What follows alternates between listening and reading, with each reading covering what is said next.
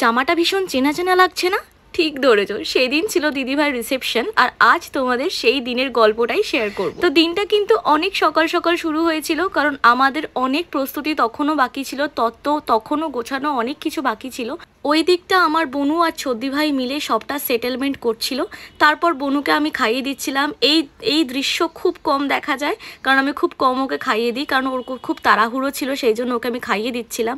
আর আমাদের কাণ্ড দেখলে তোমরা জাস্ট অবাক হয়ে যাবে। ভর দুপুরবেলা আমাদের মনে পড়েছে রেডি হওয়ার আগে যে আমাদের কাছে মাথায় দেওয়ার কোনো ফুল নেই, যার জন্য আমরা দিদিভাই আগের দিন মানে বিয়ের দিন যে বুকেগুলো পেয়েছিল সেখান থেকে ফুল তুলে মানে ফুলগুলোকে বের করে আমরা রাখছিলাম ফ্রিজেতে, যাতে করে সন্ধেবেলা আমরা মাথায় লাগিয়ে যেতে পারি। আর আমাদের কিন্তু গাড়ি আসার কথা ছিল সন্ধে 6:30টায়। তার মধ্যে আমাদের প্রত্যেককে পুরোপুরি রেডি হয়ে যেতে হবে। বিয়ের দিনের মতো দেরি করলে একদমই চলবে না। আর বিয়েতে এত কুলফি বেঁচে গেছে স্টলে, যার জন্য আমরা তো তারপর থেকে রেগুলার 3-4টে করে কুলফি খেয়েছি। তো সেই দিনও আমি রেডি হওয়ার আগে ভাবলাম ভালো করে কুলফিটা খেয়ে নিই। তো ফাইনালি আমি রেডি হয়ে গেছি। কারা কারা গেস করতে পেরেছিলে বলো যে আমি এই ব্ল্যাক ড্রেসটাই নিয়েছি? অনেকে আশা করি ঠিকঠাকই গেস করেছিলে। এই যে দেখো ছদ্দি ভাইকে কত সুন্দর দেখতে লাগছে। এখানে ঋত্বিকও চলে এসছে একদম সময় মতো।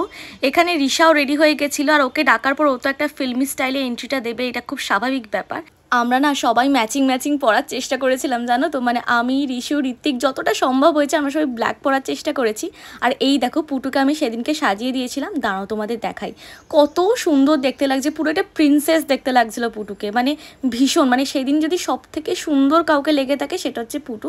তারপর বৌমনিকেও আমি সাজিয়ে দিয়েছিলাম, এই দেখো বৌমনিকেও কত সুন্দর লাগছে। বৌমনি খুব সিম্পল থাকে জানো তো, যার জন্য একটুখানি সাজলেই বৌমনিকে অনেক প্রিটি দেখতে লাগে। তারপর এই ছিলাম আমি, কিন্তু আমাকে বিরক্ত করা সবার অভ্যাস, তাই আমি এখানে রেগে গিয়েছিলাম। বাইরে বেরিয়ে একটা খুব সুন্দর দৃশ্য দেখতে পেলাম। এখানে মা বাপির পাঞ্জাবির বোতাম লাগিয়ে দিচ্ছে, আর আমার বাপি সেদিনকে একদম প্রপার জামাইয়ের অ্যাটায়ারে ছিল।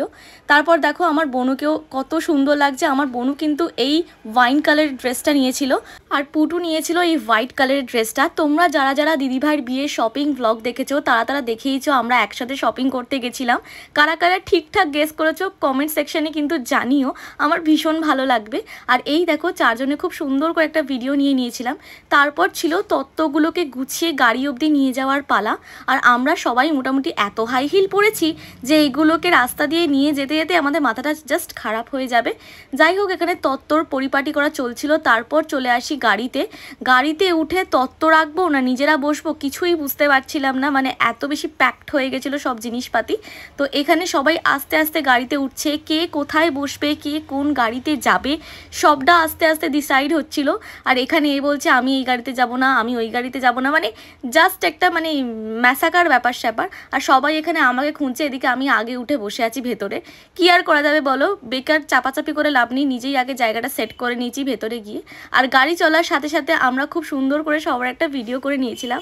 এখানে ঋত্বিক আমার হাতে একটা খুব সুন্দর ড্রাই ফ্রুটসের ট্রে দিয়ে দিচ্ছে, যে বলছে তুই ধরে বস থাক, তারপর যত খুশি ভিডিও কর, কারণ সবার গরমে জাস্ট হালাতটা খারাপ হয়ে যাচ্ছিল। হালাত খারাপ হোক আর যাই হোক, আমাকে তো প্রপার ভিডিও বানাতেই হবে, কারণ আমি মেমোরিগুলোকে প্রপারভাবে তুলে ধরতে চাই আমার ব্লগের মধ্যে দিয়ে। তো এখানে দেখো আমি আমাদেরকে দেখাচ্ছি যে আমরা কতটা চেপে বসে আছি একদিকে। ফাইনালি আমরা পৌঁছে যাই আমাদের লোকেশন, ইস্টার্ন মেট্রোপলিটন ক্লাব। আমি আশা করি ঠিকঠাকই বললাম, হ্যাঁ। তো একটাই ছিল আমাদের লোকেশন। আর এখন আমরা সবাই মিলে যাচ্ছি কোথায় জানো, তত্ত্বগুলোকে রাখতে। তত্ত্ব রাখার সময় 2 হাত ভর্তি ছিল, যার জন্য প্রপারলি আমি আর ভিডিও করিনি। আর দেখো লোকেশনের গেটটা কত সুন্দর করে সাজিয়েছে, জাস্ট অসাধারণ ছিল ল্যাভেন্ডার কালারের সাজানোটা। তারপর আমরা ভেতরে গিয়ে দেখি দিদিভাই বলছে তাড়াতাড়ি আর ছবি তুলতে পারবি না, তাড়াতাড়ি আয়। তো সবাই আমরা প্রচুর ছবি তুলেছি, প্রচুর মজা করেছি, কারণ সেদিনে কোনো দায়িত্বর থেকে বেশি ছিল, আমরা প্রচুর ঘুরবো। আর এই ছিল আমার গাউনটা, আর এই ছিল আমার জুতোটা। অবশ্যই আমাকে জানিও আমাকে জুতো, গাউন, জুয়েলারি এই সবটা অ্যাকচুয়ালি কী বলো তো, প্রথম থেকে তোমাদের সাথে শেয়ার করেছি, তো সবটা একসাথে কতটা ভালো লাগছে অবশ্যই আমাকে কমেন্টে জানিও। এখানে দেখো আমার বনু, স্পন্দন, সুরো সবাই ছবি তোলার জন্য একদম রেডি। আর আমি ছিলাম ওদের ওয়ান অ্যান্ড অনলি ফটোগ্রাফার, তো আমি এখানে ছবি তুলেই যাচ্ছি। তারপর সবাই আমাকে ছেড়ে এসে এখানে স্টার্টার খেতে শুরু করে দেয়। আমি গিয়ে তো পুরো অবাক হয়ে গেছি যে প্রত্যেকটা মানুষ এত স্টার্টার খাচ্ছে, আমাকে কেউ একবারও ডাকেনি। রিশাও তো খাচ্ছে, এখানে রিশাও নিচ্ছে দেখলাম। এখানে সবাই ভাবছে যে আবার চলে এলো, কেন চলে এলো। আমি স্টার্টারটা অল্প করে খেয়েই চলে গেছিলাম মেন কোর্সের দিকে, কারণ সেখানে ছিল ভেটকি মাছের পাতুরি, যেটা আমাকে খুব ভালো করে খেতে হতো। তো এখানে আমি মন দিয়ে ভেটকি মাছের পাতুরি খাচ্ছি, সব কিছু খাচ্ছিলাম, আর মানে বিশাল কথাবার্তা বলছিলাম, তোমরা দেখলেই বুঝতে পারবে। তো যাই হোক, আমার এই জুয়েলারিগুলো না আমি খুব সেট করে কিনেছিলাম, জানো তো। তো আমি ভাবতে পারিনি সব লুকটা মিলিয়ে এতটা ম্যাচিং হয়ে যাবে ব্যাপারটা। এবার আসি হেয়ারস্টাইলের কথায়। আমি প্রচুর ছবি দেখেছি, প্রচুর ভিডিও দেখেছি, প্রচুর টিউটোরিয়াল দেখেছি যে গাউনের সাথে আমার মুখের সাথে কীরকম হেয়ারস্টাইল করলে জিনিসটা দেখতে ভালো লাগবে। তো সমস্ত কিছু দেখে টেকে মানে রীতিমতো ভাবনা চিন্তা করে আমি ডিসাইড করেছিলাম মানে হাই পনিটেল একটা কার্লি হেয়ারস্টাইল করব।